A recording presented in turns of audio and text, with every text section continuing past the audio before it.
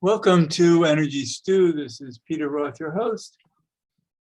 And I'd like to ask you, how are you holding the light, your light, and the greater light? So let's look at that. And let's find ways that we can build better. I hate that phrase though, because that's part of the politics going on now, the Great Reset.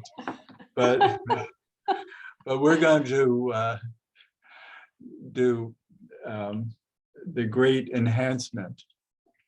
And so to help us do that is the author of many books, including the Awakening Human Being, and she's been a guest on Energy Stew many times. Barbara Berger. Barbara, welcome back to Energy Stew. Thank you, Peter. It's great to be here. Thank you for inviting me once more. So we always have such good chats, you and I. Yeah, I always love talking with you. And so, but you have important information because you do work with a lot of clients who need this kind of help. And you're stationed in Copenhagen, and but you probably live in other dimensions. But anyway, it seems like it, doesn't it? Well, I know I do, and I'm grateful for it. And how we found each other, you and I, it just seems to me that there must be. Oh, it is. It's serendipity and synchronicity at work. Yeah, because that's how life is. And I think that's something we can talk about in terms of holding the light, of believing in the greater universe, of delivering serendipity and synchronicity as we surrender and not fight against, let's call it, the unfolding that we're all in. And we can fight with it. Well, I probably wouldn't use the word fight, but I would say, how do we relate to whatever is unfolding in front of us or around us? In other words, we always have a choice in how we relate to it, whether it's the person, an event, the situation, what's going on planet Earth. Our only freedom really is, how do we relate to this? What kind of energy do we have in relationship to what's unfolding? And I think that especially now where so many people are feeling so challenged that their daily routines or their normal life, or all of this because of the pandemic, you haven't been able to go to work, you haven't been able to hang out with your friends, all these things that we have experienced, it has upset so many people because they don't have their usual, even people who are on the so-called spiritual pathway, their usual daily routines have been upset. A lot of people. I know, my older son had to quarantine during Christmas. Okay, well, that's a perfect example of people who have to, I mean, here in Denmark, there's so many people who have this new Omicron, the new variant. And here too. Yes. And you have to self-isolate for many days. Even the people who don't feel sick and don't have any symptoms, if they have tested positive. And there actually today was on the news here in Denmark that the buses are not running and the kindergartens are closed because the people who work, they're all in quarantine, they're all sick. So many of the basic social services are not working. So it's affecting all of our daily lives. But still, I thought what we should talk about is, how do we hold the light in relation to all of these challenges that we all are facing? Sure. So, and I know that we can, but we have to apply ourselves. We really have to relate, it's kind of like just a shift in consciousness of relating to our greater self rather than our, let's call it, mundane self. And so the greater self is really, I think, impervious, because it doesn't it doesn't die. So our bodies might No. die, but our greater self doesn't. And so how are we supporting that part of us while we are in this life to support us in this life? Well, I think, first of all, just being aware of what you just said is the first step. In other words, to remind ourselves of the greater truth. I mean, the nature of consciousness, the nature of being alive. It's not the physical body. The physical body is something we have, but it's not who we are. And so too much identification with the physical body can be pretty depressing Oh, for well, many I can people. tell you, I'm aging now, and I never expected aging to be No, like you this. see, this whole aging thing, everybody's always asking me how old I am and all that. I refuse to tell them, not because I don't want to say how old I am, but on principle, because aging is also one of these programs that we have that, when you're, I mean, just think about who would you be if you didn't know how old you were? If you didn't have an age. In other words, every age has a program. If you say to me, you're 52, then I think you're going to be in a certain way. And then if you say to me, you're 62, then I think, oh, he's going to be like that. And then if you say 72, another program, 82. So we have a mental programming about what each age means in terms of who we are, how we can act, what we believe, what we can do. It's maddening. Just think about it. If you didn't know, if you honestly didn't know your age, how Yeah, would but you I feel? like that about life because it gives us purpose within each age. So I feel like I have a greater purpose in my senior age about things, and I see younger people around me see life a little bit differently because of this place that I'm in. I don't have the same verve. I don't have the same ambition that I used to have. I want to stay alive another 20 years and work hard and accomplish a great deal. I love that, but I don't feel pressure. Yeah, but Peter, I think you're mixing two things together. What you're talking about now is the evolution of consciousness, the evolution of your consciousness, the maturity of your soul, the growth that you have had in this life experience or in your many Right. life experience. But you don't need to connect it to age, because Right. why is it that you only can become wise when you become old? No, but every age has its wisdom it's accumulated, and people just get wiser and wiser as they get older. Not everyone does. Okay. That's Well, for they sure. should. I don't buy that one either. All right, but I'm optimistic. But again, one of the things you're missing in here is, which I think is really important, is that reincarnation, the evolution of consciousness, is that we evolve from lifetime to lifetime. If you think about, have you seen that movie Kundan about finding the 14th Dalai Lama? I mean, in other words, in Tibet, they had this understanding that the Dalai Lama, when he left his body, he would be reincarnated. Right. And that child was much more advanced in consciousness than many other children. So you can't say that all children are born with a certain level of consciousness. No, but even that child got wiser as he got older. That's true. That I agree with. Right. But it's a fallacy to think that, all kids are this intelligent. It's not true. There's certain kids who are, very sensitive kids who come with, it's like amazing, right? I think my granddaughter is the ultimate wise little 5-year-old. Okay. So you understand what I'm saying, that they're really different kids. Right. Sure. Yeah. So I just think that aging is one of the traps that we fall into to explain things. And in fact, we're giving our power away. And actually that fits right into what we're talking about now. Idea that, judgment, all of this judgment is really kind of worthless. Because it's not about being, it's too cerebral. And what we really want to do is be in that state of any age. Exactly. Can we agree on that one? Oh yeah, I Okay. love that. Sure.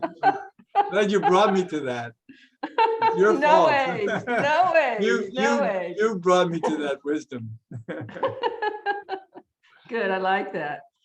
So, but again, I think also the other thing that we're really touching upon here is the difference between, I would call it self-empowerment and a victim mentality. The whatever's going on in the Yes. world right now, how do we relate to it? Do we give our power away to what's going on? In other words, the victim mentality, poor me, look what's going on, or do we stand in our power? Do we keep our power, and that we use our energy to try to improve whatever's going on? This is great what you're saying.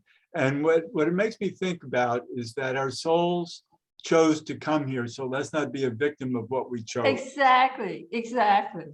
So that's one of the things when people come to me, I'm a coach and I talk to a lot of people and I really am tough. I mean, I don't go down that victim pathway with people, because I say, no matter who you are, you have a purpose, you have some strengths, and whatever God or the universe or the great universal intelligence, whatever you want to call it, gave you, it is your gift to life, to the world, and that you have to make the most of whatever you've got.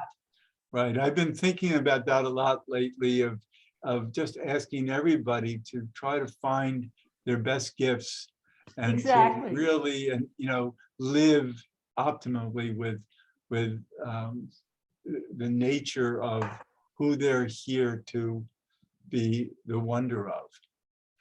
I like that. I like that. So we're on the same page, because I mean, if you think about every situation, if we just sort of would boil it down, every situation, you could say whatever's happening in front of your nose, right? Let's just talk about that. Whatever you're confronted with, the person you're meeting, the situation you're in, whatever it is, you always have a choice. Am I going to focus on all the good in this situation? Am I going to focus on the potential? Am I going to focus on what I can do to improve this?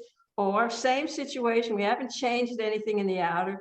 We can also focus on everything I don't like about it, how it's driving me crazy, how I don't like this person or situation. So we haven't changed anything in the outer, but we always have a choice in terms of how we're going to relate to it. And this choice is very powerful, because when you focus on the positive, on the potential, on what you can do to improve it, that's a high frequency, that's good energy. And when you focus on everything you don't like about it, when you complain about it, when you feel victimized by it, that's low energy. So the frequencies are Right. very different. And I had an experience with that many months ago when I was dealing with the confusion around the mandates and et cetera, and the anger that people had on each side, each camp, and how ugly it was getting in arguments and all of that. And then all of a sudden I realized, wait a minute, everybody is coming from love. They just don't think the same way. But they mean they really love, and of course somehow it's camouflaged behind all of this craziness. And so I think we do have to recognize that love exists in so many ways that hasn't been revealing itself well enough lately. And that we Well, can. I just like to ask you, when you say love, what I'm hearing, but correct me if I misunderstand you, you really mean that everyone, regardless of their position, has good intentions. Yes. Isn't that what you mean? Yes. Okay. They might not know what they're what they're saying. But that's the thing. I mean, people who are unaware of facts, or who are ignorant, or who are not so high in consciousness or whatever, they can have good intentions too. I mean, so it can be a bit confusing. Right. Okay. And a lot depends on how much fear is created to disturb that. Okay, that's If another people are aspect. too afraid, they might Mhm, be willing to sacrifice others and in ways that aren't loving. mhm, But it's that confusion. But if you gave them a chance, you would find that they are loving, but they're mhm. just confused by fear. Yeah. I mean, ignorance, if you go back to the great spiritual teachings, I mean, ignorance is, according to the Buddha, the cause of all suffering. I mean, so Right? ignorance is being attached to positions, to whatever it is, attachment and aversion and ignorance are I mean, our inherent Buddha nature is the same, you could say, for all of us. But where we are on the evolutionary scale and how it manifests in our life situation, there's a huge variety, as you know, on planet Earth. Sure. So Mhm. we have to appreciate that this is a complicated, difficult planet. We've come Mhm. here to find light. I always believe that I've said that the purpose of life is to struggle through darkness to find light. Mhm. And so what you and I are talking about is how can we help people think more in terms of their light than their dark. Well, but I think it's more like, can we be a living demonstration of the power of truth? As a living demonstration of what does it translate into? How does it manifest in the outer, what you're saying? I mean, you spend your life, I know you rather well, you spend your life studying, practicing, talking to people, all the things that you do on a daily basis, which have made you the Peter Roth you are today. As a Right, and I've always been a warrior, Mhm, and I'm proud of myself that I've been challenged so many times in life. It's part of the mhm, shadows that I'm here born to, and I feel worthy. You know, I feel at this stage in my life, I'm worthy of all that I've gone through. But there are a lot of people I talk to who feel unworthy, that they might not have championed themselves enough. And then what? You know, it's but never too late. It's well, never too but late. also I think it's just owning the story that our souls have come here to live, to find their growth and Mhm. wisdom through it.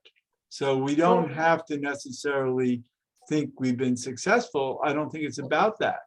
no, I would just say, what does that mean? It doesn't mean any, but I would actually like to ask you, apropos your growth, what would you say is the things that are most important to you on a daily basis that keeps your energy high, that keeps you going, especially when you meet difficulties?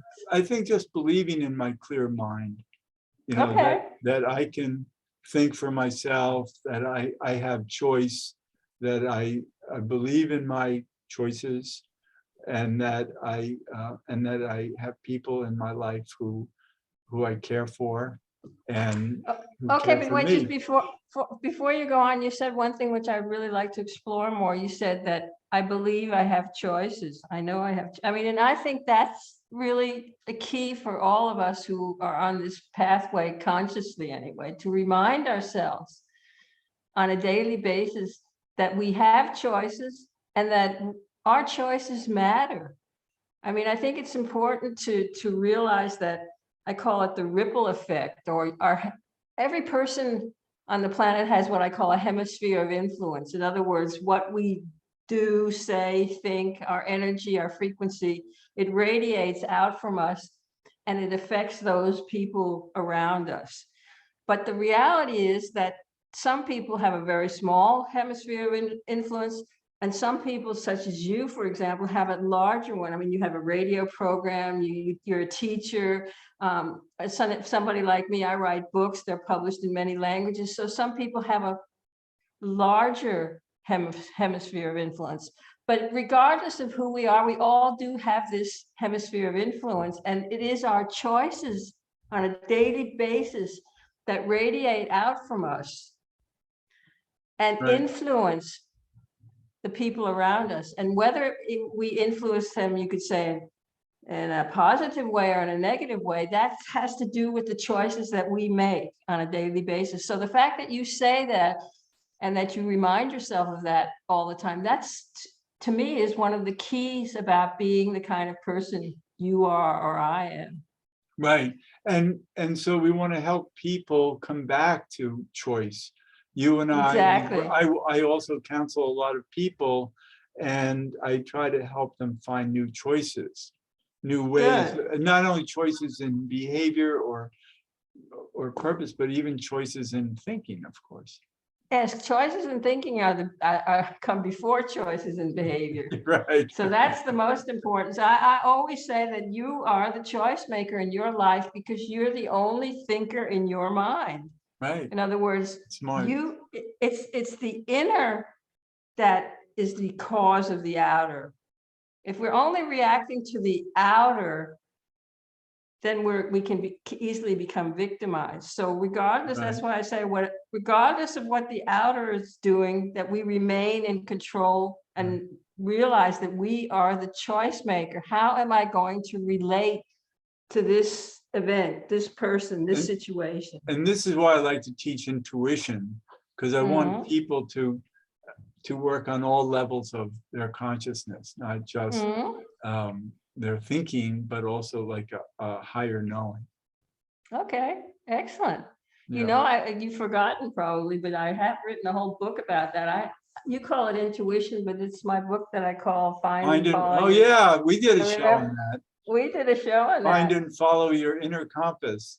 Yes. And that's exactly what you're talking about now, that is what I call our connection to our higher selves, our higher power, the divinity, whatever words you want to put on it, that there is a greater intelligence that we all have access to, but that we have to consciously call upon it, think about it, focus on it, ask it. And it is there all the time, but so many of us have lost contact with that. Well, and knowing what to call on consciously, to call on our compass rather than call on an opinion.